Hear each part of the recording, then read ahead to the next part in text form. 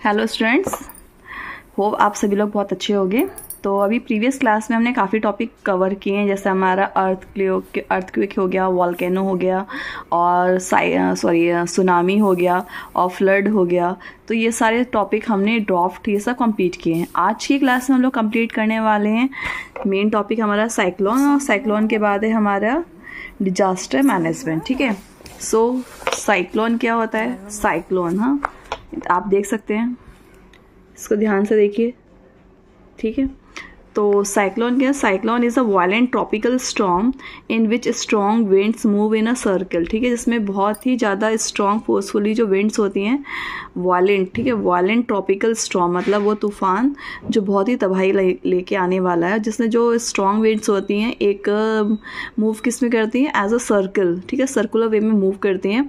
These winds rotate counter clockwise, ठीक है, in the northern hemisphere and the clockwise in the southern hemisphere.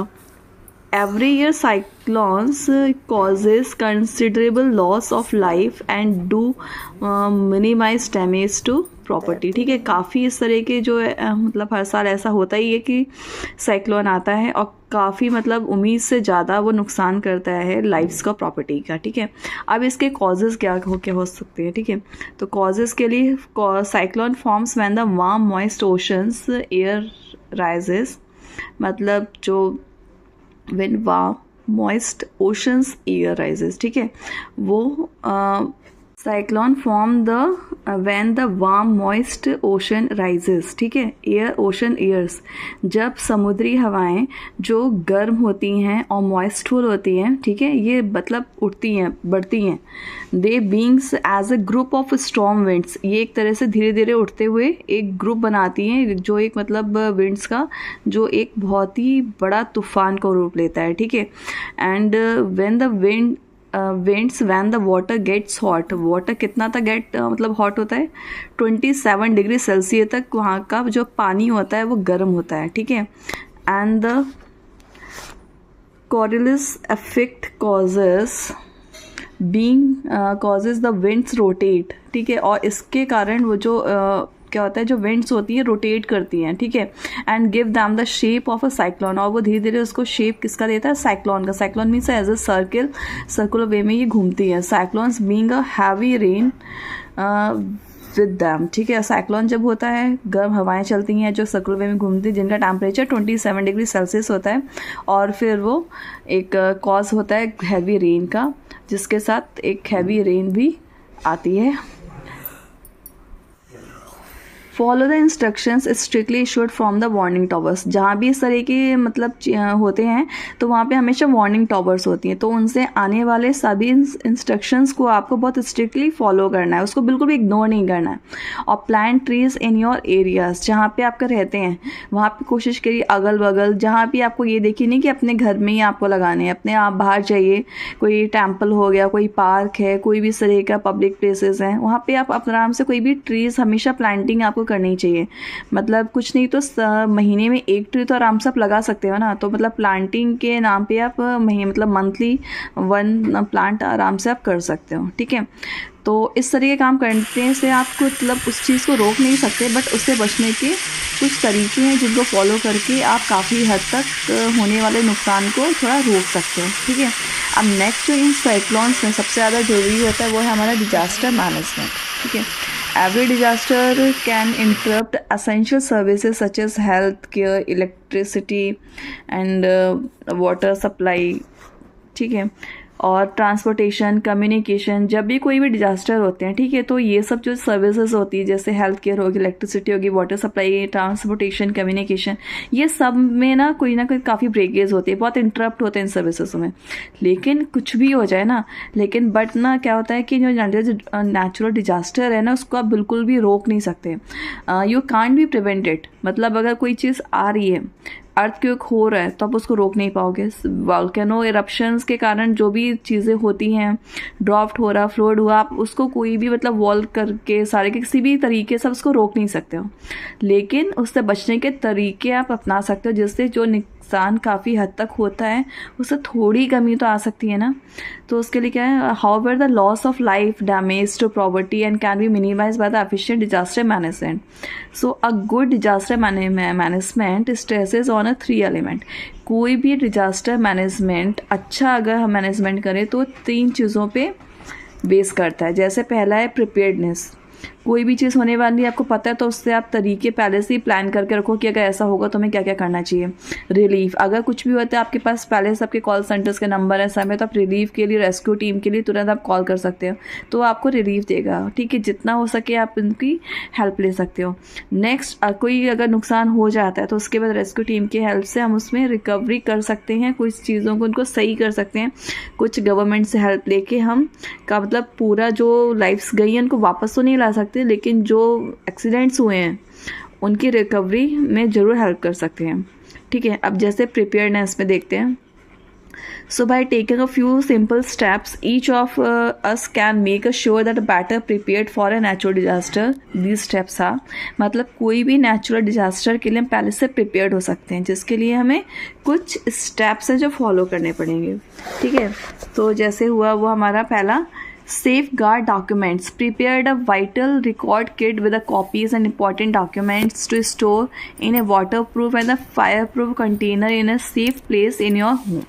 ठीक है, आप कोई भी एक वाटरप्रूफ कंटेनर में और waterproof plus fire proof container में अपनी किट तैयार करके रखिए। ठीक है, उसमें साथ में कुछ एक मतलब कॉपी में पहले से मतलब सामान रखो ऐसे लिख के कुछ जो इम्पोर्टेंट होता है।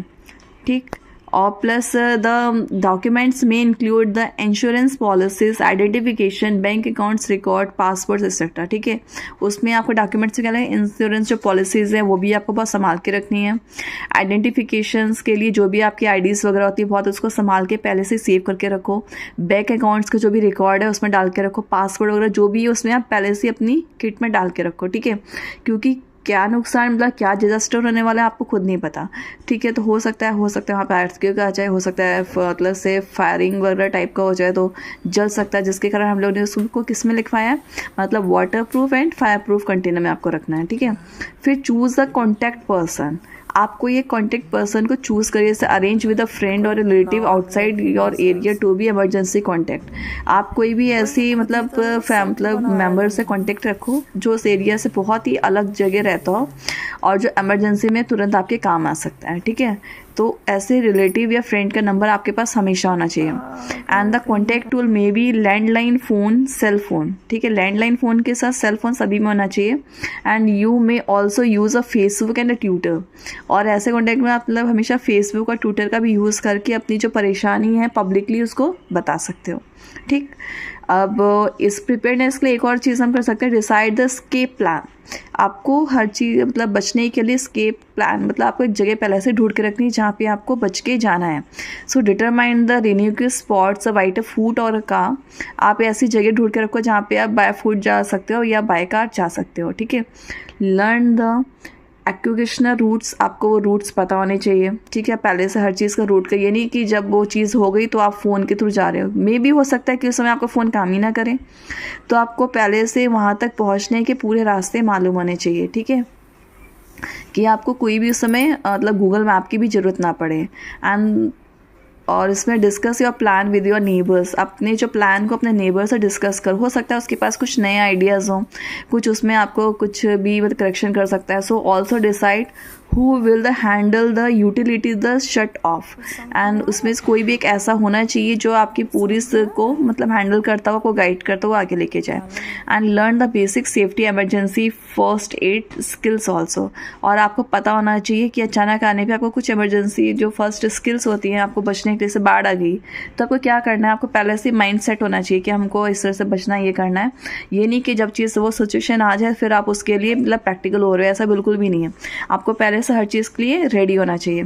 तो ये कुछ स्टेप्स है जिनको फॉलो करके आप पहले से प्रिपेयर्ड रह सकते हो। ठीक है, नेक्स्ट होता है हमारा रिलीफ। रिलीफ हम क्या करेंगे, relief activities include the rescue operations, providing food water, preventing disease and disability, repair और the vital services such as the telecommunication, the transport and providing the temporary shelter and the emergency health care.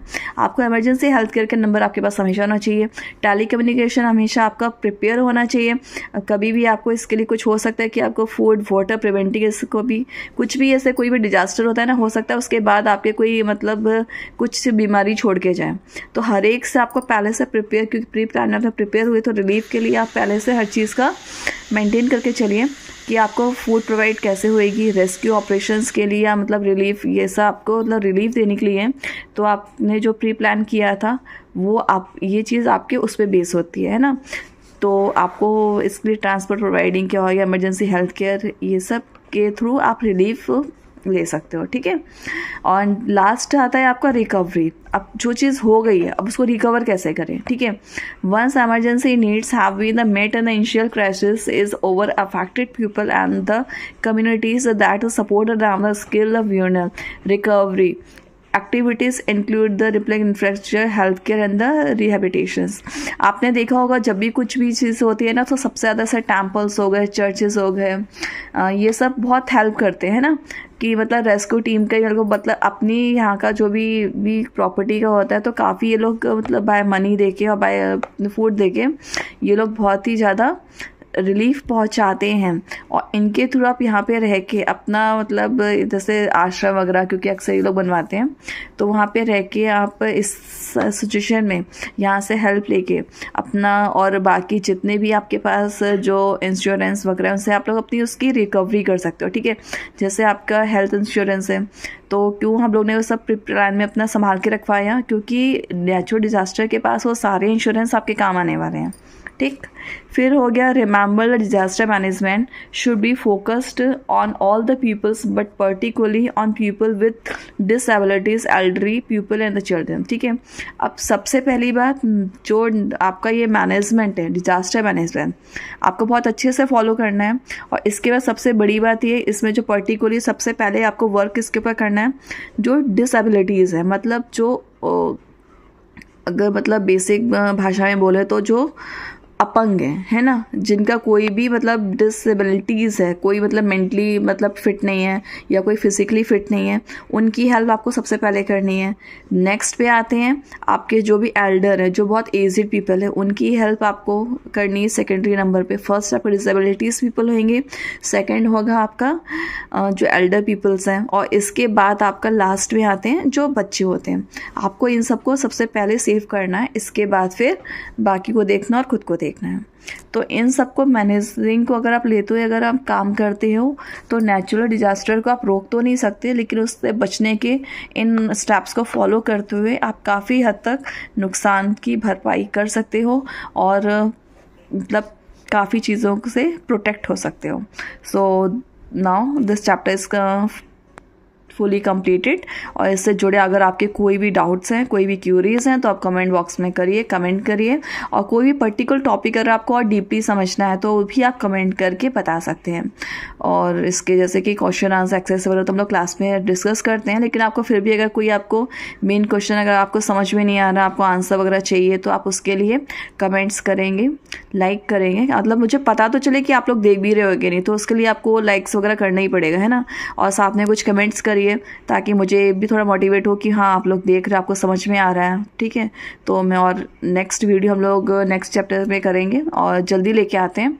तब तक के लिए आप इसको अच्छे से prepare करिए और कोई भी डाउट होता है तो उसको कंफर्म करिए। चलो ओके, बाय, टेक केयर।